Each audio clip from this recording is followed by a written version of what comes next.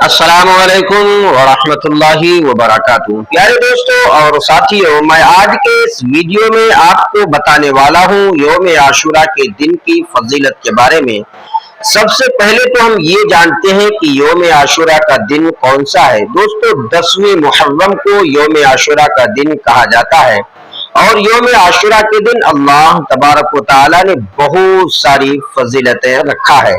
प्यारे नाज़रीन, हम आज आपको आसान जुमलों में बताने वाले हैं यौम आशूरा के दिन की फजीलत। दोस्तों, लिहाजा समाअत करें।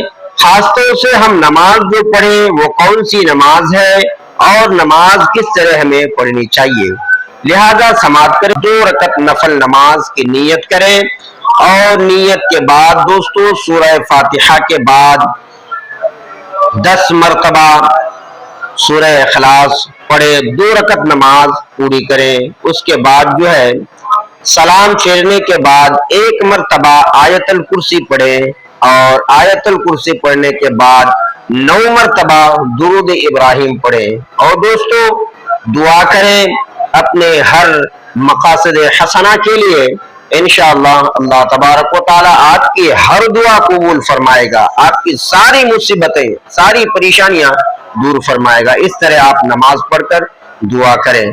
अब जानते हैं दोस्तों कि रोजा हम किस तरह रखें और यौम आशूरा का रोजा कौन सा है, कितना रोजा है, कब कब रखें। तो दोस्तों, यौम आशूरा का दिन एक मरतबा आक़ाए दो जहां सल्लल्लाहु तआला अलैहि वसल्लम ने यौम आशूरा का दिन आपने खुद रोजा रखा और सहाबाए किराम को भी आपने हुक्म दिया। सहाबाए किराम रज़ियल्लाहु तआला अन्हुम अजमाइन ने अर्ज किया, या रसूल अल्लाह, या हबीब अल्लाह, इस दिन को तो यहूदी लोग भी बड़े एहतमाम के साथ रोजा रखते हैं।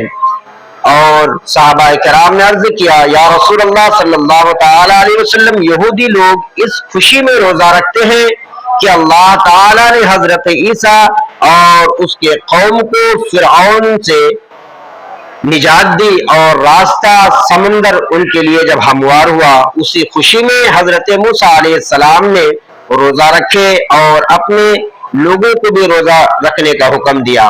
तो आक़ाए दो जहां सल्लल्लाहु तआला अलैहि वसल्लम ने इरशाद फरमाया, ऐ मेरे सहाबियों, हम आने वाले साल से 2 रोजा रखेंगे क्योंकि उनके मुशाबिहत ना हो पाए।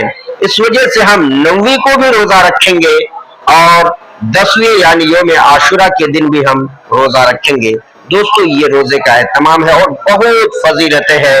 नबी आखिरुज़्ज़मा सल्लल्लाहु तआला अलैहि वसल्लम ने इरशाद फरमाया, जो शख्स यौम आशूरा के दिन गुस्ल किया तो वो शख्स जो है मर्ज मौत के सिवा साल भर तक किसी मर्ज में मुब्तला ना होगा।